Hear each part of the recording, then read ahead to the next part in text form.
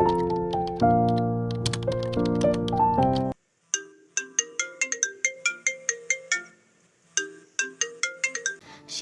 দরজাটা খুলল সকাল। তার ভেতরে একটা ঘোর কাজ করছে। মস্তিষ্কের শিরা উপশিরা নিসার, ভেতরে অনুভূতি শূন্য। শুধু টের পাচ্ছে দু চোখ জোড়ায় এক অদম্য অপ্রতিরোধ্য তৃষ্ণা জেগেছে ওই মানুষটাকে এক নজর দেখার জন্য। মনে হচ্ছে যেন বহু বহু দিন ধরে দেখা হয়নি ওই মানুষটার সাথে। সকাল দরজায় টোকা দিল না। কিছুক্ষণ ঝিম ধরে দাঁড়িয়ে রইল সিঁড়ির সামনে। একটু বাদে ধীরে ধীরে নেমে আসলো সিঁড়ি বেয়ে। নিচ থেকে কোনো সাড়া শব্দও পাওয়া যাচ্ছে না। মানুষটা কি বাসায় নেই নাকি? কিন্তু ফাহাদ তো বলল ওর গাড়ি গ্যারেজেই আছে। অবশ্য গাড়ি থাকলেই বা কি, এই ছেলে সারাদিন জঙ্গলে জঙ্গলে ঘুরে বেড়ায়, হয়তো কোনো জঙ্গলে গেছে। মনটা খারাপ হয়ে গেল। তাহলে তো দেখা হবে না, কিন্তু তার যে খুব দেখতে ইচ্ছে হচ্ছে এক নজর। লিভিং রুমে সিঙ্কের নিচে ডিশওয়াশার চলছে শো শো শব্দ করে। ডাইনিংয়ে চেয়ারগুলো খালি, কেউ নেই কোথাও। না, আছে নিঃশ্বাসের শব্দ পাওয়া যাচ্ছে। চারিদিকে চোখ ঘোরাতেই সোফার উপরে শুয়ে থাকা লম্বা মানুষটাকে দেখতে পেল সে। ঘুমোচ্ছে, চিত হয়ে শুয়ে দুহাত বুকের ওপর আড়াআড়িভাবে রেখে অঘরে ঘুমোচ্ছে। সকাল পায়ে পায়ে সোফার কাছে এগিয়ে আসলো। কাচের দরজা ভেদ করে ঝিম দুপুরের এক টুকরো মিঠে রোদ এসে পড়েছে ওর কপালের কাছে। অবিন্যস্ত চুল, গায়ে একটা বাদামি রঙের কলারওয়ালা পোলো শার্ট। সকাল সোফার সামনে মেঝেতে বসলো হাঁটু গেড়ে। একটু খুব কাছ থেকে চাইলো আরশানের মুখের দিকে। গায়ে গতরে লম্বা চওড়া বিশাল মানুষটি হলেও এই মুহূর্তে ঘুমের ঘোরে তাকে দেখাচ্ছে অপাবৃদ্ধ সরল শিশুর মতো। খোঁচা খোঁচা দাড়ির জঙ্গলের পেছনে মনে হচ্ছে যেন ভারী নিষ্পাপ একখানা মুখ লুকিয়ে আছে। সকাল খুব আস্তে করে ওর কপালে হাত রাখলো। ধীরে ধীরে হাত বোলাতে থাকলো ওর ছোট ছোট কাটা চুলগুলোতে। তার হৃৎপিণ্ডের গতি বাড়তে থাকলো। হাত কাঁপছে। আশ্চর্য এক পবিত্র ভালো লাগায় শরীর মন ভরে যাচ্ছে। কাঁচতোলা জানালায় নীরব নিরিবিলি শান্ত এক দুপুর। রোদে ভাসছে ঘরের মেঝে। কোথাও কোনো শব্দ নেই, শুধু ডিশওয়াশারের শা আর এই মানুষটার নিঃশ্বাসের ওঠানামা। আরশান ঘুমে কাদা। লম্বা চোখের পাপড়িগুলো চোখের কার্নিশে পড়ে আছে সুবিন্যস্ত হয়ে। সকাল শুনতে পাচ্ছে ওর বুকের ধুকপুক। তার চোখ দুটি ঈষৎ জলসিক্ত হয়ে উঠেছে। গলায় কান্নার ঢেউ। কতক্ষণ কে জানে। সকাল ওখানটাতে বসে রইল ওই মুখের দিকে তাকিয়ে। চিরনির মতো চলাতে থাকলো তার হাতের আঙ্গুল আরশানের চুলের ভেতর। চেয়ে থাকতে থাকতে মনে হচ্ছিল এই মানুষটাকে সৃষ্টিকর্তা ভারী যত্ন করে গড়েছেন, সময় নিয়ে একটু একটু করে। চোখ দুটো আচমকা যন্ত্রের মতো খুলে গেল। সকাল চমকে উঠে পিছিয়ে গেল এক হাত দূরত্বে। আরশান ধাঁধা লাগা চোখে অপলক চেয়ে রইল খানিকক্ষণ সকালের দিকে। হতভম্ব হয়ে বলল, আপনি এখানে? কি চাই? সকাল নিগুড়ো, বুদ্ধিভ্রষ্ট, চোখে খেলছে ভয়, লজ্জা আর অপরাধ বোধের এক মিশ্র অনুভূতি। আরশান ভ্রুকুচকে শোয়া থেকে উঠে বসল। তীক্ষ্ণভাবে আরেকবার দেখে নিল সকালকে। কি ব্যাপার? ভীষণ রুক্ষ শোনালো আরশানের কণ্ঠস্বর। সকাল আতকে কেঁপে ওঠে ভেতরে ভেতরে। ভয়ার্ত গলায় বলে, কিছু না। কিছু না মানে? আপনি আমার ঘরে কি করছেন? সকাল নিজেকে সামলে নেবার চেষ্টা করলো। একটা দম নিয়ে সাহস সঞ্চয় করে বলল, কিছু করছি না, এমনি এলাম। কথাটা শুনে আরশান সকালের দিকে এক অদ্ভুত দৃষ্টিতে তাকালো, যেন এহেন আজগুবি কথা সে তার জীবনে আগে কখনো শোনেনি। সকাল তখনও মেঝেতে বসে আছে। এমনি এলেন? এমনি কেন এলেন? অপমানে থমথম করে উঠল সকালের মুখখানা। অভিমানও হলো খুব, কিন্তু প্রশ্নটা যুক্তিযুক্ত। একজন যুবতী মেয়ে ভর দুপুরবেলা অনাত্মীয় এক যুবকের ঘরে কেন আসবে এমনি এমনি কোনো কারণ ছাড়া? আমার ইচ্ছে করলো তাই। আরশান উঠে পড়ল, বলল, আমি এখন শাওয়ার নেব, তারপর মিটিং আছে। আপনার কিছু বলার থাকলে বলে কেটে পড়তে পারেন। সকাল কিছু বলল না। যেভাবে বসেছিল সেভাবেই বসে রইল মেঝের ওপর মূর্তির মতো। আরশান আর কোনো কথা না বলে নিজের বেডরুমে এসে টাওয়াল নিয়ে গোসলখানায় ঢুকলো। সকালের এই আকস্মিক আগমনে সে একটু ভ্যাবাচ্যাকা খেয়ে গেছে। গত রাতে এন্ড্রিয়ানার বাসা থেকে ফেরার পর থেকে খুব দিশেহারা লাগছিল। ভুলেও জানতো না সে যে মুখ ফুসকে কথাটা ওভাবে বেরিয়ে যাবে। তার জীবনটা ছিল ঝামেলাবিহীন, নিশ্চিন্ত এবং কিছুটা বিষণ্ণ। এ কথা ঠিক, মাঝে মাঝে খুব লণ্ডভণ্ড করতে ইচ্ছে হতো। মনে হতো ঘটনাবিহীন জীবনটাতে দারুণ কিছু ঘটুক, কোনো যুদ্ধ বাধুক, কোথাও আগুন জ্বলুক। একঘেয়েমি ভাব কাটিয়ে তুলতে কি না করেছে সে। নানা রকম দুঃসাহসিক কাজে ডুবে থেকেছে দিন রাত। দিনের পর দিন একলা বন মানুষের মতো ঘুরে বেরিয়েছে জঙ্গলে জঙ্গলে। পাহাড় বেয়েছে, পাহাড় থেকে লাফিয়ে নেমেছে জলাশয়ে। সমুদ্রের নিচে ঘুরে বেরিয়েছে অসংখ্যবার।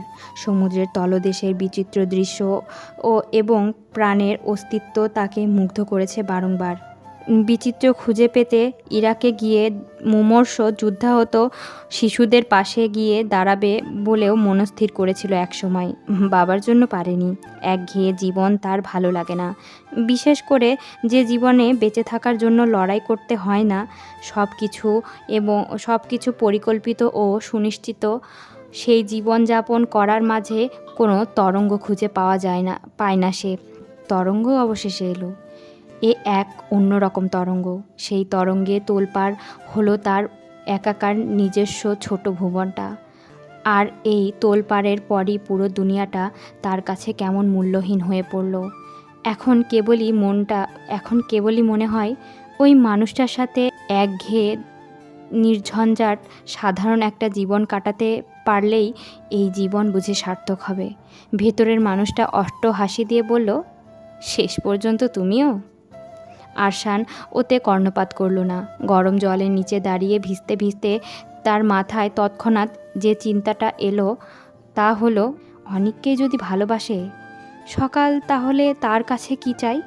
তার প্রতি ওর এই চাহনিতে, কথার ঢঙে কোথাও না কোথাও কি যেন একটা বিশেষ অনুভূতির ছায়া লেগে আছে তো। আরশান তা টের পায়, বোঝে। তাহলে আবার অনিকের সাথে কেন এমন ঘনিষ্ঠতা? মেয়েটা কি ডাবল প্লে করছে? হঠাৎ এমন একটা ঘেন্না হলো তার। মনে পড়ল অনিকের সাথে সকালের অমন গায়ে পড়া প্রতিটা মুহূর্ত। মেয়েটা এমন কেন? স্লাইডিং ডোরে কেউ একজন টোকা দিচ্ছে। সকাল তাকিয়ে দেখলো একজন কালো ছেলে হাতে বক্স নিয়ে দাঁড়িয়ে আছে। সে উঠে গিয়ে দরজাটা খুলল। ছেলেটা দাঁত কেলিয়ে হেসে বলল, গুড আফটারনুন ম্যাম, তোমার পিৎজা চলে এসেছে। সকাল একটু আমতা আমতা করে বলল, আমি তো অর্ডার করিনি, যে অর্ডার করেছে সে ওয়াশরুমে। তোমাকে কি অনলাইনে টাকা দেওয়া হয়েছে? ছেলেটি বলল, হ্যাঁ দেওয়া হয়েছে, কিন্তু টিপস ইনক্লুডেড ছিল না। বোঝা গেল সে টিপস চাই। সকাল বলল, তুমি একটু অপেক্ষা করো, আমি আসছি। ছেলেটাকে বাইরে দাঁড় করিয়ে রেখে পিৎজা বক্সটা টেবিলের ওপর রাখলো সে। অস্বস্তি লাগছিল তার। সে আরশানের শোবার ঘরের দরজাটা খুলে ভেতরে ঢুকলো। আজকে মনে হচ্ছে ঘরটা একটু এলোমেলো। বিছানার ওপর ডাই করা কাপড় চোপড়, ল্যাপটপের চার্জার আর অনেক অপ্রয়োজনীয় জিনিসপত্র। বিছানার চাদরটা দুমড়ে মুচড়ে আছে। টেবিলের ওপর বইপত্রের ছড়াছড়ি। বইগুলো নেড়েচেড়ে দেখলো সকাল। বেশিরভাগ বই আর্কিটেকচারের ওপরে। সালমান রুশদির লেখা দ্য সাতানিক ভার্সেস বইটি আধ খোলা অবস্থায় উল্টো করে রাখা টেবিলের ওপরে। দেওয়ালের চিত্রকর্মগুলোর সামনে মুগ্ধ হয়ে দাঁড়িয়ে রইল সে অনেকক্ষণ। হাত দিয়ে ছুঁয়ে দেখল একলা হলুদ বনে দাঁড়িয়ে থাকা আঁকা বাঁকা শিংওয়ালা মায়াবী চোখের হরিণীকে। মনে হচ্ছে এক্ষুনি যেন ছবি থেকে বেরিয়ে আসবে, এতটা জীবন্ত। ছুঁয়ে দেখলো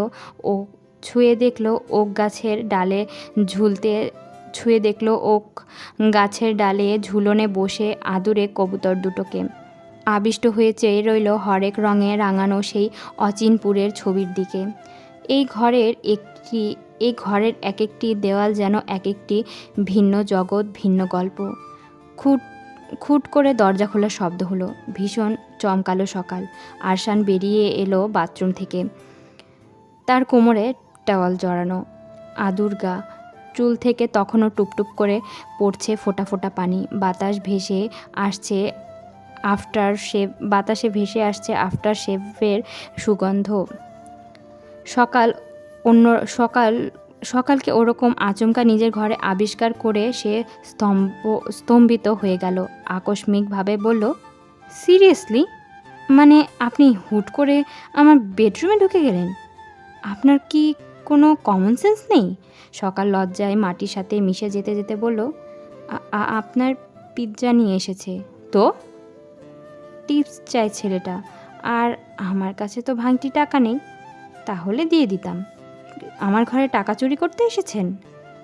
চুরি করতে আসবো কেন, চাইতে এসেছি। এত ক্যাটক্যাট করার কি হলো? ক্যাটক্যাট করবো না তো কি করব? আপনি অনুমতি না নিয়ে আমার ঘরে ঢুকে গেলেন কোন আক্কেলে? আমি যদি নেকেট বেরিয়ে আসতাম বাথরুম থেকে? শুনে সকাল মুখে হাত চাপা দিয়ে হাসতে লাগলো, আর চোখে এই সবল দীর্ঘকায় সুন্দর গড়নের শরীরটার দিকে তাকিয়ে থেকে একটু কেমন সম্মোহিত হয়ে গেল যেন। আরশান টেবিলের ড্রয়ার খুলে ওয়ালেট বের করলো। $5 একটা নোট ওয়ালেট থেকে বের করে সকালের দিকে এগিয়ে দিয়ে বলল, এটা দিয়ে দিন। সকাল বেরিয়ে আসলো।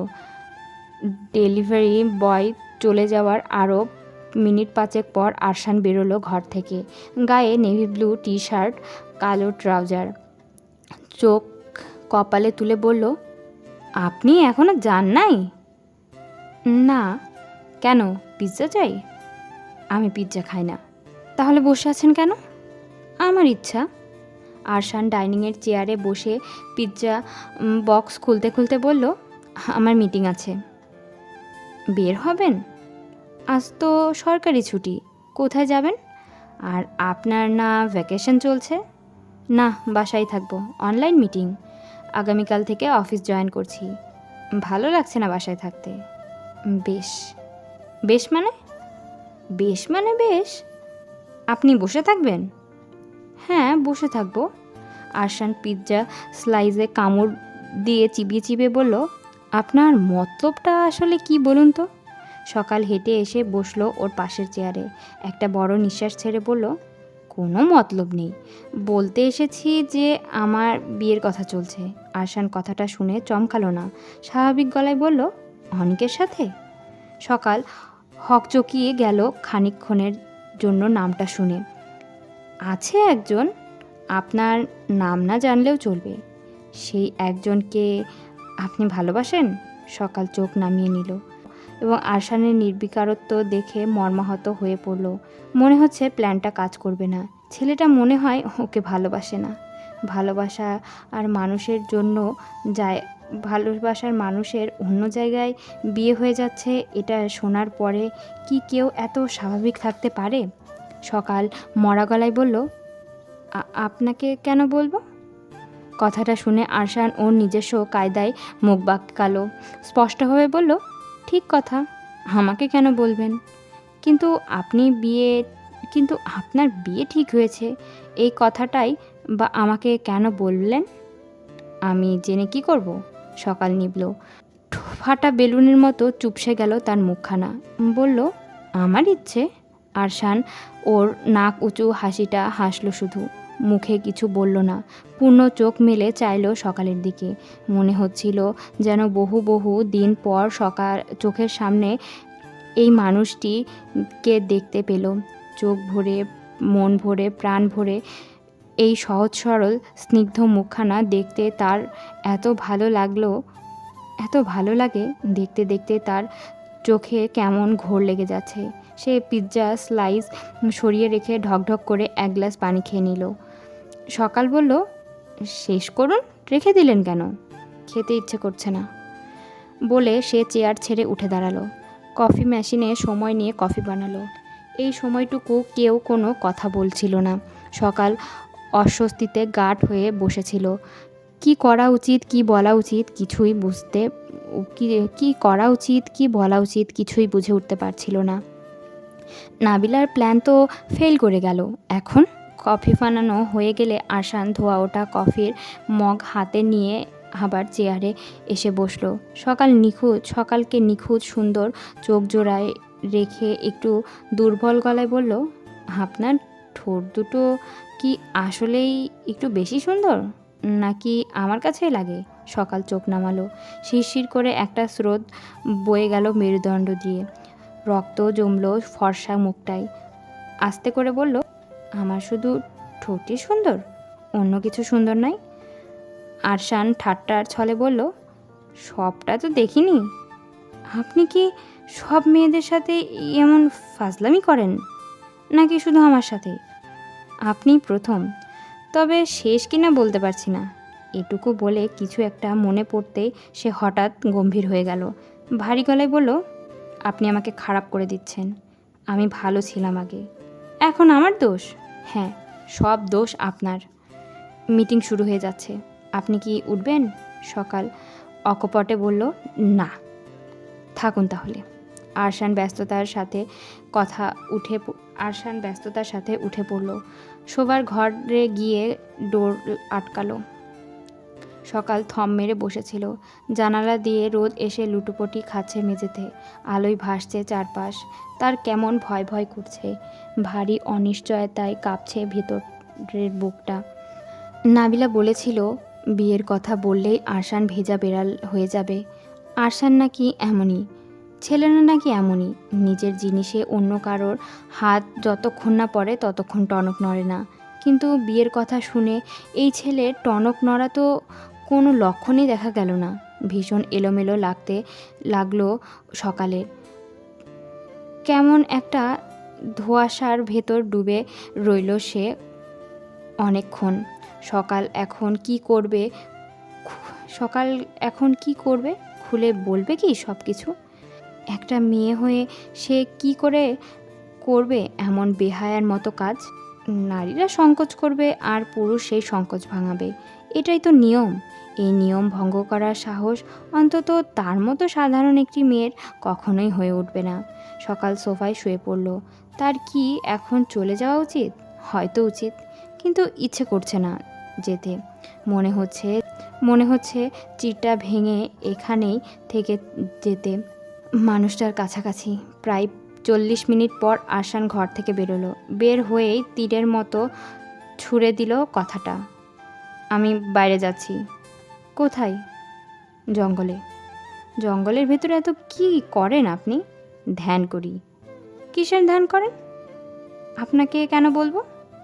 আচ্ছা, বলতে হবে না, আমিও যাব আপনার সাথে। আপনার হয়েছে কি আজকে? আঠার মতন লেগে আছেন কেন আমার সাথে? স্পাইগিরি করছেন নাকি? হ্যাঁ, করছি। কেন? আমার ইচ্ছে। প্রতিটা প্রশ্নের উত্তরে আমার ইচ্ছে করছেন কেন? প্রবলেম কি আপনার? তাছাড়া আপনার ফিউচার হাজব্যান্ড মাইন্ড করবে না? মাইন্ড করবে কেন? সে কি জানে যে আপনি তখন থেকে আমার ঘরে বসে আছেন? তার জানতে হবে কেন? আরশান এই পর্যায়ে খুব বিরক্ত হলো। মুখ দিয়ে একটা চকারান্ত বিরক্তিসূচক শব্দ করে উঠে বলল, আমি চাই না আপনি আমার সাথে আসেন। যে জায়গায় যাচ্ছি সেখানে আমি ছাড়া আর কেউ যায় না। সকাল বসা থেকে উঠে দাঁড়িয়ে দৃঢ় গলায় বলল, আমি যাব। পায়ের কাছ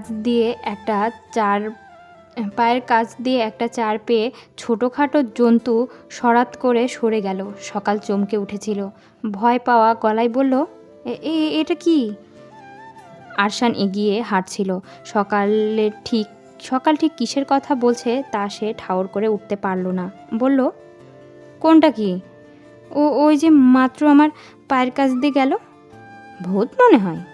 ধ্যাৎ, ভূত কি ওরকম জন্তুর মতো হয় নাকি? ভূত কি শুধু মানুষেরই হয়? পশুর ভূত হয় না? না, হয় না। কে বলেছে আপনাকে? এই জঙ্গলে সব কিছুর ভূত আছে। গাছ ভূতও আছে, আর মানুষ ভূত তো অসংখ্য। মনে হচ্ছে মানুষ ভূতটা আসলে আপনি। আরশান হাসল। তার হাতে একটা ভাঙা গাছের ডাল দিয়ে সামনের আগাছা সরিয়ে বনপথ পরিষ্কার করে হাঁটছে সে। দুপুরের মিঠে রোদ সে দুপুরের মিঠে রোদ আলো ছায়ার খেলা খেলছিল ধুধু করা অরণ্যের মাঝে। চারিপাশটা ভারী রঙিন, প্রকৃতিতে কত রঙের যে খেলা। শুকনো পাতার দল লাল গালিচার মতো ছড়িয়ে আছে বন্য সুরিপথে। এই গালিচার ওপর সূর্যের সোনালি পেলব আলো বিস্তর আরামে শুয়েছে, সারা গায়ে ঝিম ধরা শান্ত দুপুরে অলস্য মেখে। জঙ্গলের ভেতর অবিরাম শোষো বাতাস ফিসফিস করছে। পাতার খসখস শব্দ তুলে দুষ্টু কাঠবিড়ালির দল ছুটছে এদিক থেকে সেদিক। হাওয়ায় আচ্ছন্ন শীতের ঘ্রাণ। এত লম্বা লম্বা গাছগুলোর নাম কি? সকালের প্রশ্ন। এগুলো সব পাইন গাছ। সামনে বাঁশঝাড় আছে। আপনি যে জন্তুটাকে দেখেছেন ওটা দেখতে কেমন? অনেকটা কাঠবিড়ালির মতো, তবে কাঠবিড়ালির চেয়ে আকারে বড়, আবার অনেকটা ভাল্লুকের মতো। মনে হচ্ছে ক্যারুন দেখেছেন। মনে হয়। ইস, আমার গায়ের কাছ দিয়ে একদম লেগে গেল, কেমন গা ঘিন ঘিন করছে। আরশান একটু অবাক হয়ে বলল, গা ঘিন ঘিন করবে কেন? আপনার ওসিডি আছে নাকি? Obsessive compulsive disorder? না না, আমি কি মনিকা গোলার নাকি? মনে তো হচ্ছে আপনার কথা শুনে। বাই দ্য ওয়ে, মনিকা গোলার আমার পছন্দের চরিত্র। আমার রেচেলকে ভালো লাগে, আর ছেলেদের মধ্যে জয়ী ট্রিবিয়ানি। হ্যাঁ, কেন বাকিদের ভালো লাগে না? প্রত্যেকেই অসাধারণ অভিনয় করে, কিন্তু জয়ী ইজ টু কিউট, ইউনো। আর রেচেলকে তো সব ছেলেরা পছন্দ করে। আপনার রেচেলকে ভালো লাগে না? মনিকা ইজ আ বিউটি না ছাই, রেচেল সুন্দর। হোয়াট এভার, এই সিরিয়ালটা এখন পর্যন্ত কেউ বিট করতে পারেনি। আমি তো মন খারাপ থাকলেই নেটফ্লিক্স খুলে দেখা শুরু করে দিই। বাংলাদেশে নেটফ্লিক্স আছে? থাকবে না কেন? আপনি আমাদের দেশটাকে কি মনে করেন বলেন তো? দেশটা যেরকম সেরকম মনে করি। দেশটা এই ওয়ার্ল্ডের বেস্ট দেশ, জেনে রাখুন। আরশান শ্লেষের গলায় বলল, দেশপ্রেম থাকা ভালো, কিন্তু মিথ্যা অহংকার থাকা ভালো নয়। মিথ্যা অহংকার বলতে? এই যে আপনারা মাঝে মাঝেই যেসব ন্যাকা ন্যাকা ডায়লগ ছাড়েন দেশ নিয়ে, এগুলো সব বুলশিট। আপনি তো ঢাকায় থাকেন, বলুন তো ঢাকাকে কি আপনার বসবাসের যোগ্য শহর বলে মনে হয়? প্রশ্নটা শুনে সকালের মুখে একটা মেঘমেদুরের ছায়া পড়ল। গম্ভীর গলায় বলল, আপনার কি মনে হয়? ঢাকা একটি ডেন্সলি পপুলেটেড সিটি। শুনুন, শুধু উঁচু উঁচু বিল্ডিং আর ফ্লাইওভার বানালেই উন্নয়ন করা হয় না। শহরটার ভেতরে একটু বিশুদ্ধ হাওয়া ঢোকার ব্যবস্থাও করতে হয়। ঢাকার বাইরের শহরগঞ্জ এলাকাগুলোতে ভালো ভালো স্কুল, কলেজ, হাসপাতাল গড়ে তুলুন। দেশের আনাচে কানাচে পড়ে থাকা বেকার জনগোষ্ঠীর জন্য কর্মসংস্থানের ব্যবস্থা করুন। শুধু রিক্সা চালানোর জন্য যে লোকগুলো দেশের প্রত্যন্ত অঞ্চল থেকে ছুটে আসে রাজধানীতে, তাদের নিজেদের গ্রামে বসবাস করে পেট চালানোর মতো ব্যবস্থা করে দিন। তাহলে ঢাকার ওপর চাপ কমবে। জনসংখ্যা আধিক্য বেশি। এসব বড় বড় কথা বলা সোজা, করে দেখানো কঠিন। মন থেকে চাইলে সবই সম্ভব। কেউ তো এসব নিয়ে ভাবে না। আসলে আপনাদের আমেরিকায়ও এত খালি জায়গা। দেশ থেকে কিছু মানুষ এখানে নিয়ে আসলেও তো পারেন, দেশটা হালকা হয়। আমেরিকা এখন আর আগের মতো নেই। নিজের দেশে বহির্বিশ্বের মানুষের স্থায়ীভাবে থেকে যাওয়াই এখন আর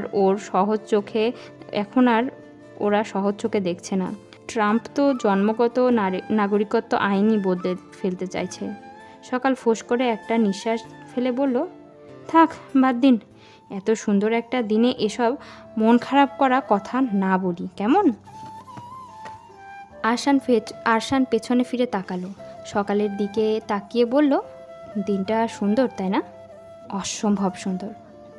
অক্টোবরের দিনগুলো এমন সুন্দরই হয়। মাঝে মাঝে আমার কি মনে হয় জানেন? মনে হয় চির অক্টোবরের একটা দেশ থাকলে বেশ হতো। চির অক্টোবর দেশ?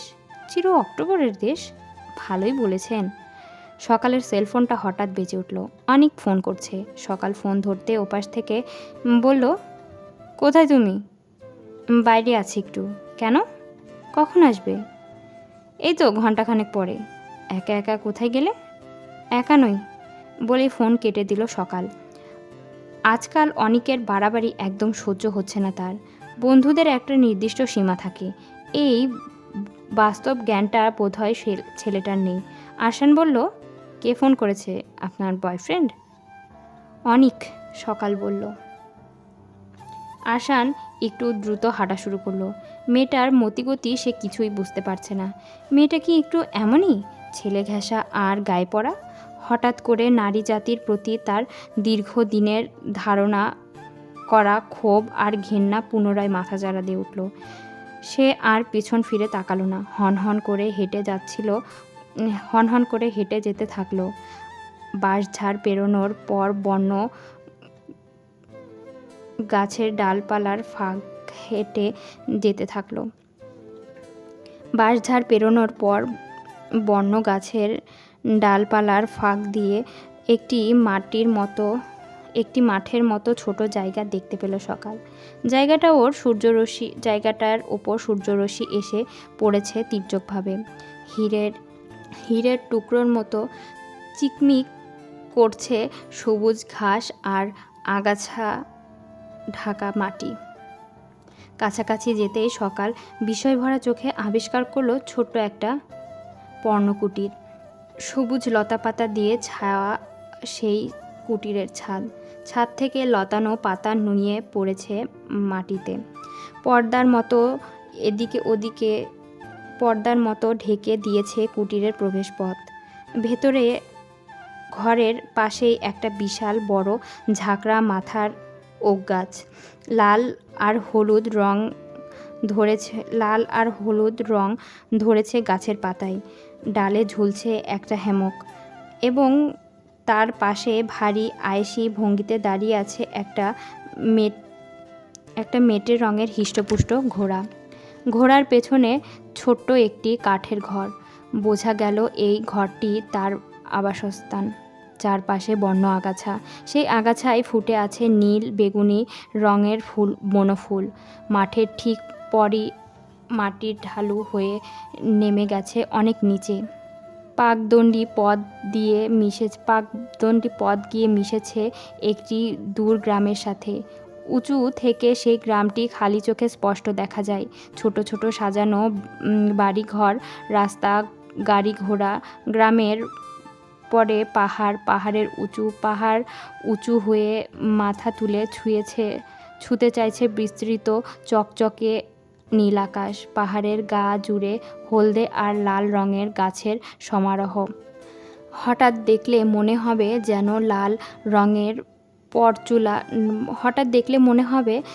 যেন লাল রঙের পরচুলা পরে দাঁড়িয়ে আছে সে। আহা, কি সুন্দর! সকাল একদম বিহ্বল হয়ে গেল, স্নিগ্ধ হয়ে গেল, বশীভূত হয়ে গেল। এত সুন্দর জায়গা সে এর আগে কোনো দিন দেখেনি। সে আচ্ছন্নভাবে বলল, এ জায়গাটা এত সুন্দর কেন? এটা কি জান্নাত? আরশান এরিকের খাবার তৈরি করছিল। সকালের কথাটা তার কানে ঢুকলো ঠিকই, কিন্তু উত্তর দেওয়ার প্রয়োজন বোধ করল না। তার মনটা বিষণ্ণ হয়ে আছে। সকালের সেলফোনে অনিকের কলটা আসার পর থেকে তার আর কিছুই ভালো লাগছে না। সকাল আবার সবিস্ময়ে বলল, না, এটা মনে হয় হরিণডাঙ্গা। আরশান তাকালো সকালের দিকে। সকাল নিজের মাঝে নিজে বুঁদ হয়ে বলল, ঠিক তাই, এটাই হরিণডাঙ্গা। আমি হরিণডাঙ্গাকে স্বপ্নে এর রকমটাই দেখেছি। আরশান অবাক গলায় বলল, হরিণডাঙ্গা? সেটা আবার কি? একটা রাজ্যের নাম। আরশান ঠোঁট উল্টে বলল, বুঝলাম না। সকাল আরশানের প্রশ্নের উত্তর দিল না। এরিকের কাছে গিয়ে ওর গায়ে হাত বোলাতে আহ্লাদি গলায় বলল, ঘোড়াটা আপনার? কি নাম ওর? এরিক। আর এই ঘরটা আপনি বানিয়েছেন বুঝি? হ্যাঁ, আমি বানিয়েছি। শুনে সকাল একটু অন্যরকম ভালো লাগায় বুঁদ হয়ে রইল কিছুক্ষণ। মানুষটার শৌখিনতা আর রুচির মাধুর্য দেখে একে আরও বেশি করে ভালোবাসতে ইচ্ছে করছে। তার অনেক দিনের স্বপ্ন ছিল হরিণডাঙ্গার কোনো এক জঙ্গলে পাহাড়ের ধারে নদীর কাছাকাছি একটা ছোট্ট কুটির বানাবে। সেই কুটিরে নির্বিঘ্নে কাটাবে সে তার অবসর জীবন। এই জায়গাটা যেন তার কল্পনার থেকে সরাসরি কেউ কপি পেস্ট করে নিয়েছে। সব একই রকম, শুধু একটা নদীর অভাব। আরশান এরিকের খাবারগুলো 2 হাতে মুষ্টিবদ্ধ করে নিয়ে এসে ওর মুখের সামনে রাখল। তার কপালে একটু বিরক্তির ভাঁজ। এই জায়গাটাতে এর আগে শুধু হোজে ছাড়া আর কেউ আসেনি। হোজে এসেছে কাজে, অন্য কোনো ব্যক্তি তার এই পরিপূর্ণ নিজের ভুবনটিতে প্রবেশ করুক এটা সে কখনোই চায়নি। আজকে সকাল একরকম জবরদস্তি করেই চলে আসলো, কিন্তু আসার পর এতটা খারাপ তো লাগছে না। গত কয়েকদিন এখানে একলা বসে বসে সকালের কথাই ভেবেছে সে নিরবিচ্ছিন্নভাবে। আজকে ভাবন ঘরে দরজা খুলে সেই মানুষটাই যখন চর্মচক্ষু সামনে চলে এসে হাজির হলো, তখন একটা স্নিগ্ধ তরল অনুভূতি আপনা আপনি মনের আনাচে কানাচে ছড়িয়ে পড়ল। কিন্তু অনিককে নিয়ে খচখচটা মন থেকে বিদায় করা যাচ্ছে না। আরশান চুপচাপ এরিককে ঘাস খাওয়াচ্ছিল। সকাল বলল, আপনার ছাউনির ভিতরে যেতে পারি? না। সকাল নিবল। কেন? ওটা আমার ব্যক্তিগত জায়গা। কেমন গমগম করে বলে উঠল আরশান কথাগুলো। সকাল আরশানের অভদ্রতাটা অত গায়ে মাখল না।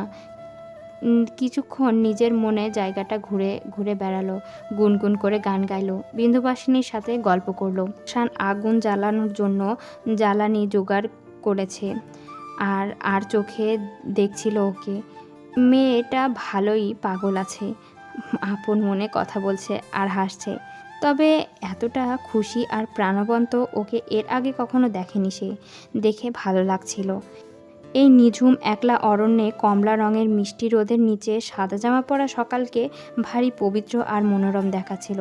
মনে হচ্ছিল যেন আকাশ থেকে মাত্র একটা পরী নেমে এসেছে, বনের গাছে গাছে ফুল ফোটাবে বলে। আরশানের এই পর্ণকুটিরে এতকাল একটি পরীরই অভাব ছিল বোধহয়। আজ সেই পরীর আগমনে সেই অভাব দূর হলো। খানায় কানায় পূর্ণ হলো এই কুঞ্জবনের বাসস্থান। হাওয়ায় বেশ জোর, হ্যামকটা দুলছে বাতাসে। শুকনো পাতার বৃষ্টির মতো ঝরে ঝরে পড়ছে গাছের উপর থেকে। সকাল তখন শুয়ে শুয়ে নির্নিমেষ চেয়ে দেখছিল আরশানকে। মানুষটা মাটিতে বসে আছে, তার কপালে একটি কুঞ্চন রেখা। কিছু একটা ভাবছে গভীরভাবে। কি ভাবছে ও? এই মুহূর্তে সকালের খুব আন্তর্জামী হতে মন চাইল। ইচ্ছে করলো ছেলেটার মনের ভেতরে একবার উকি দিয়ে দেখতে। শুয়ে শুয়ে হেমকে দোল খেতে খেতে সকালের একটু ঘুম এসে গিয়েছিল। ঘুম যখন ভাঙল তখন দেখল দূর আকাশ থেকে হরেক রহস্য গায়ে জড়িয়ে পেঁয়াজি রঙের এক আশ্চর্য সুন্দর পড়ন্ত বিকেল মাত্র খসে পড়ছে এই ভূখণ্ডে। আরশান কুটিরের সামনে আগুন জ্বালিয়েছে। হু হু করে হাওয়া বিলি কেটে যাচ্ছে বন বনানীর গাছে, মাঠে ঘাসে, সকালের চুলে। পাখি উঠছে এক গাছ থেকে আরেক গাছে, ডাকছে কিচিরমিচির করে। শীত করছিল ঠিক, কিন্তু ভালো লাগছিল। সকাল উঠল, পায়ে পায়ে এগিয়ে এসে আগুনের কাছে বসলো আরশানের মুখোমুখি। আরশান মুখ তুলে চাইল, কেমন যেন একটা চোখের চাওয়া। বুক কাঁপে। আপনার শীত করছে? একটু একটু। আমার কাছে একটা কমফোর্টার আছে, এনে দেব? এখন লাগবে না, সন্ধ্যার পর কিন্তু শীত লাগবে। আমরা কি সন্ধ্যার আগে এখান থেকে ফিরে যাব না? মনে হয় না। সকাল কিছু বলল না। এমনিতে এখানে থাকতে তার ভালোই লাগছে, এ কথাটা ঠিক। কিন্তু এরকম একটা নির্জন নিবিড় গহীন বনের ভেতরে এক রাত কাটানোর কথা চিন্তা করেই তার গায়ে কাঁটা দিয়ে উঠল। একটু বাদে খরসান হাওয়াটা শরীরের চামড়ায় কামড় বসাতে থাকলো। সকাল বলল, কই আপনার কমফোর্টার কোথায়? এনে দিন, শীতে মরে যাচ্ছি। আরশান উঠে হেঁটে গেল ছাউনির দিকে। মিনিট দুয়েকের মধ্যে ফিরে আসলো। সকাল কম্বলটা গায়ে জড়িয়ে নিল। আরশান বসলো গিয়ে আগের জায়গায়। আলো কমে এসেছে একটু একটু করে। এলোমেলো বাতাসে ভাসছে পাতা পোড়ার গন্ধ ও গাছের মাথায় পাখিদের নিরবিচ্ছিন্ন কোলাহল। গাছের পাতার যেন মাটির সাথে হয়ে গেছে এক গভীর প্রেম। হাওয়ায় উড়ে উড়ে ভেসে ভেসে প্রেম পড়ার মতো করেই ভূখণ্ডের ওপর পড়তে লাগলো তারা। পৃথিবীটাকে কোনো এক অলৌকিক জগৎ বলে মনে হচ্ছে। ওদের মুখে কোনো কথা ছিল না, বরং কেমন যেন এক ঘোর লাগা ছিল। আগুনের শিখার ভেতর দিয়ে সকালের মুখখানা দেখছিল আরশান, দেখছিল সকালও। দুজোড়া চোখ নিঃসংকোচে লেগে ছিল পরস্পরের সাথে অনেকক্ষণ ধরে। একটা সময় সকাল বলল, আপনার শীত করছে না? না, আমার অভ্যাস আছে। আপনি চাইলে আমার পাশে এসে বসতে পারেন, সকাল বলল নির্লজ্জের মতো। আরশান উঠল না, নড়ল না। তার মাথা থেকে অনেকের ব্যাপারটা যাচ্ছে না। না যাওয়ার কারণে সকালকে তার ঠুনকো মনে হচ্ছে, সস্তা মনে হচ্ছে, 2 নাম্বার মনে হচ্ছে। এক বিচিত্র অনুভূতি হচ্ছে তার ভেতরে। মেয়েটা কাছে আসে বলে ভালো লাগছে, আবার একই সাথে একটা অরুচির ও হচ্ছে। ওর যদি সত্যি অনেকের সাথে বিয়ের কথা ঠিক হয়ে থাকে, তাহলে এই সন্ধ্যাবেলা গভীর অরণ্যের মাঝে সে আরশানের সাথে কেন আছে? কী কারণে আছে? সকাল উঠে আসলো, বসলো আরশানের পাশে। আরশান তাকালো না ওর দিকে, পলকহীন চোখে চেয়ে রইল আগুনের দিকে। সকাল হঠাৎ গম্ভীর গলায় বলল, আচ্ছা আরশান, আপনি কাউকে ভালোবাসেন? প্রশ্নটা শুনে আরশান চমক লাগা চোখে চাইল সকালের দিকে। কিছুক্ষণ কোনো কথা বলল না। কয়েক মুহূর্ত কাটার পর শীতল গলায় বলল, জানি না। অজান্তে একটা দীর্ঘশ্বাস পড়ল সকালের বুক চিরে। সে জানতো উত্তরটা এরকমই হবে। সকাল নিজের গায়ের কম্বলের একটা দিক আরশানের দিকে এগিয়ে দিয়ে বলল, এদিকে আসুন, আপনার শীত করছে, আমি বুঝতে পারছি। আরশান কথা না বাড়িয়ে এগিয়ে আসলো। কম্বলের এক পাশ জড়িয়ে নিল গায়ে, আর অন্য পাশে সকাল ওর খুব কাছে। কয়েক মিনিট কেমন অস্বস্তিতে কাটলো। তারপর আরশান হঠাৎ হাত বাড়িয়ে সকালকে টেনে নিয়ে আসলো নিজের আরও অনেক কাছে। সকাল ধীরে ধীরে মাথা রাখলো আরশানের বুকে নিঃসংকোচে। তার এখন একজন আরেকজনের হৃৎপিণ্ডের ধুকপুক শুনতে পাচ্ছিল। সন্ধ্যার হাওয়া দিনের আলো হটিয়ে দিচ্ছিল ধীরে ধীরে। একটা বাদামি রঙা মায়াবী চেহারার হরিণ ওক গাছের নিচে এসে অজান্তে ঘাস খাচ্ছিল। আগুনের ওম এসে ছুঁয়ে দিচ্ছিল ওদের। থেকে থেকে একটা স্বর্গছোঁয়া পবিত্র সুখ ছড়িয়ে পড়ছিল সমগ্র বিশ্ব চরাচরে। আলো নিভু নিভু সন্ধ্যা নামা অন্তরিক্ষে। সকালকে ওভাবে জড়িয়ে ধরে বসে থাকতে থাকতে আরশান হঠাৎ মনে হলো, এই মেয়েটাকে তার চাই, যে কোনো মূল্যে, যে কোনো উপায়ে তার একেই চাই। কতক্ষণ কাটলো কে জানে। সকাল একটা সময় প্রায় ফিসফিসিয়ে বলল, আমি চলে যাওয়ার পর আপনার আমার কথা মনে পড়বে না আরশান? আরশান ভারী গলায় বলল, পড়বে। আমাকে মিস করবেন? জানি না। আপনি জানি না ছাড়া আর কিছু বলতে পারেন না? পারি না। আপনার কি হয়েছে? সকাল মুখ ঘুরিয়ে তাকালো আরশানের দিকে। আরশান তখনও আগুনের দিকে চেয়ে আছে। হাওয়ার তোড়ে আগুনটা এখন ঠিক মতো জ্বলতে পারছে না। শিখাগুলো এদিক ওদিক বেঁকে যাচ্ছে। সকাল ওই লাল আগুনের ঝলকে আরশানের পাশ ফেরানো দেবপম মুখটার দিকে অপলক চেয়ে রইল। তারপর মোহবিষ্টের মতো আকস্মিক একটা চুমুক খেলো ওর গালে। আরশান চমকে তাকালো সকালের দিকে। সকাল বিদ্যুৎস্পৃষ্ট। নিজের আচরণে সে নিজেই বিস্মিত, কুণ্ঠিত এবং সীমাহীন লজ্জিত। বিদ্যুৎ বেগে সরে আসলো সে আরশানের কাছ থেকে। আরশান বিস্ময় নিয়ে চেয়ে আছে তখন ওর দিকে। সন্ধ্যার আলো আঁধারিতে। সেই মুহূর্তে অনিকের ফোনটা দ্বিতীয়বারের মতো আসলো সকালের সেলফোনে।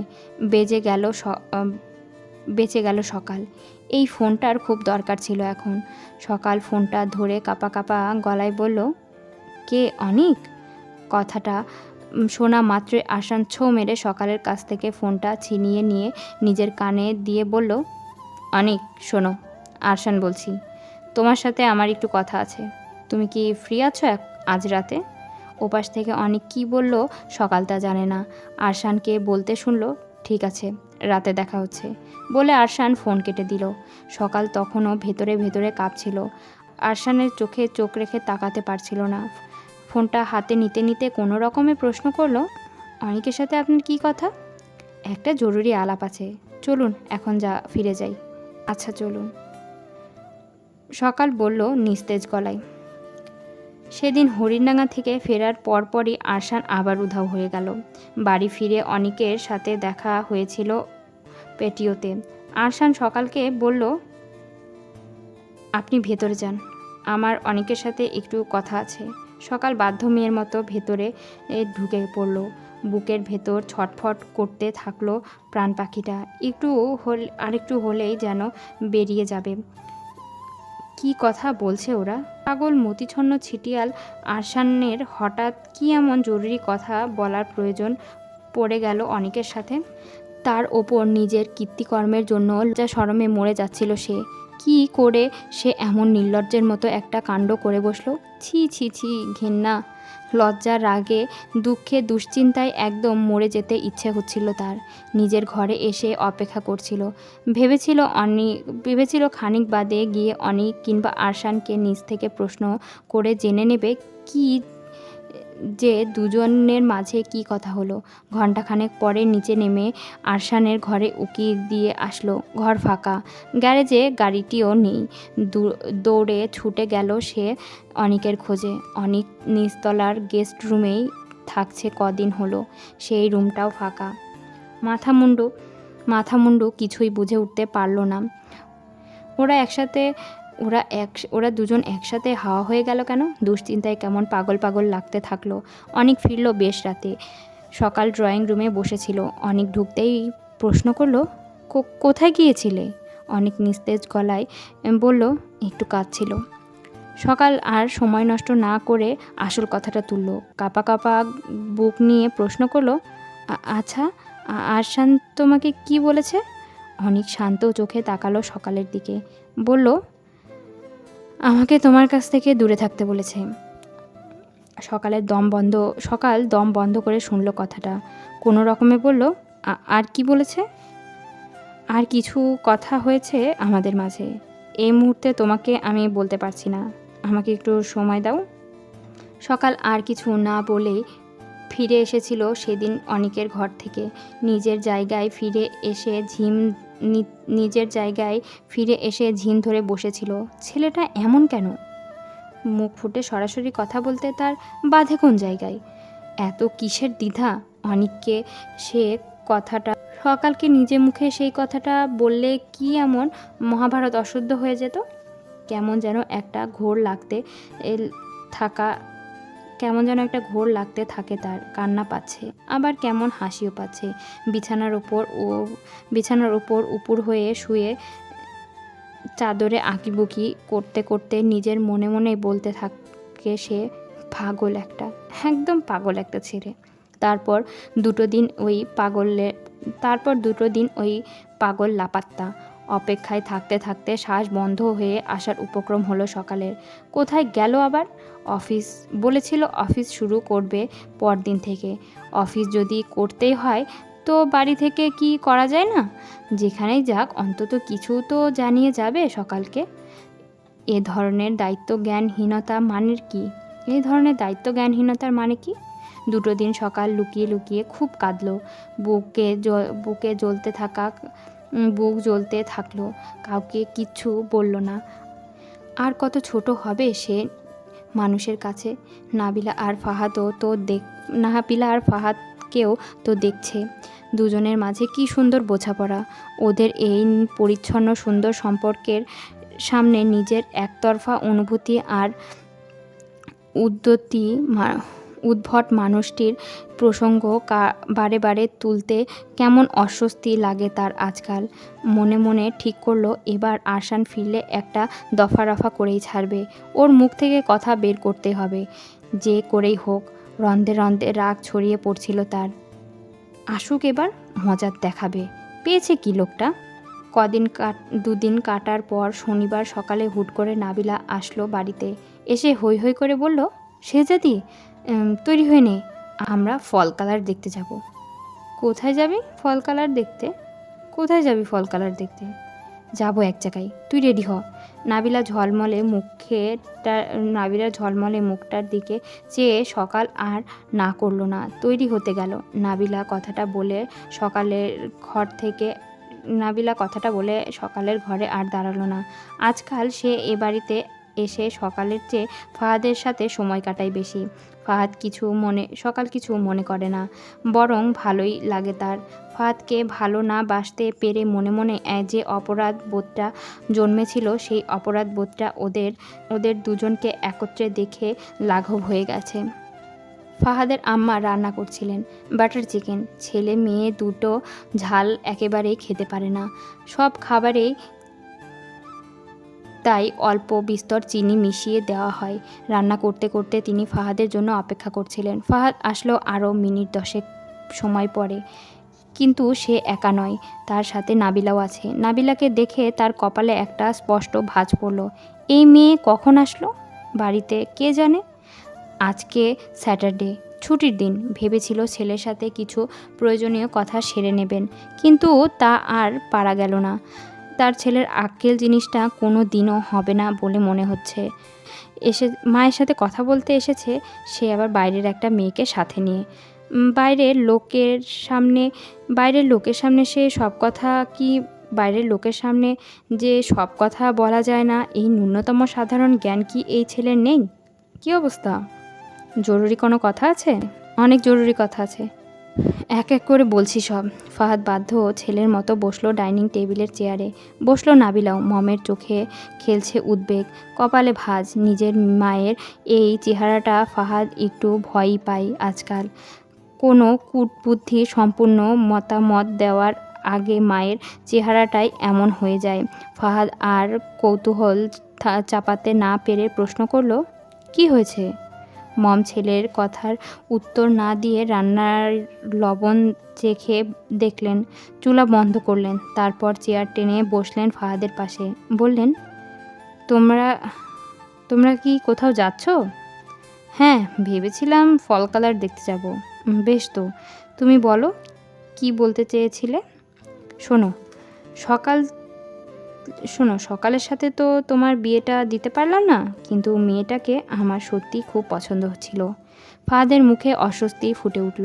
নাবিলা নড়ে চড়ে উঠে একটু দ্বিধা নিয়ে বলল, আপনারা তাহলে কথা বলুন, আমি উঠছি। ফাহাদ বাদ সাধল, বলল, না না, তুমি বসো। অজ্ঞতা নাবিলাকে থেকে যেতে হলো। ফাহাদ বলল, ওই চ্যাপ্টার তো অলরেডি ক্লোজড মম। কেন ওসব পুরনো কথা আবার টানছ? মমের মুখটা হাঁড়িপানা করে বললেন, ক্লোজ হবে কি করে? তোমাকে একটা বিয়ে দেওয়ার আগ পর্যন্ত তো বিষয়টা ক্লোজ হচ্ছে না, এটা বুঝতে পারছো না? শোনো, তোমার বড় খালা একটা মেয়ের প্রস্তাব দিয়ে তো ফ্লোরিডায় থাকে, বাংলাদেশি মেয়ে। তুমি কি ছবি আর বায়োডেটা দেখতে চাও? না, দৃঢ় গলায় উত্তরটা দিল ফাহাদ। নাবিলা মুখ নত করে বসে আছে পাথরের হয়ে। কেন? মমের প্রশ্ন। ফাহাদ কিছুক্ষণ অস্বস্তি আর বিরক্তিতে চুপ করে রইল। তারপর বলল, আপাতত বিয়ের কথা ভাবছি না। তাই? ভাবছো না মানে কি? এই মেয়েটা দেখতে ভারী সুন্দর, ফর্সা টকটকে গায়ের রং। আমি কিন্তু আমার ছেলের জন্য কালো মেয়ে আনবো না, এ আমি আগেই বলে দিলাম। কথাটা শুনে কেন কে জানে নাবিলা ভারী সংকুচিত হয়ে উঠল। ফাহাদ এখনও তাকে বিয়ের কথা কিছু বলেনি। প্রেম করলেই যে বিয়ে করতে হবে এমন তো কোনো বাধ্যবাধকতা আজকাল আর কোনো দেশের সংস্কৃতিতে নেই।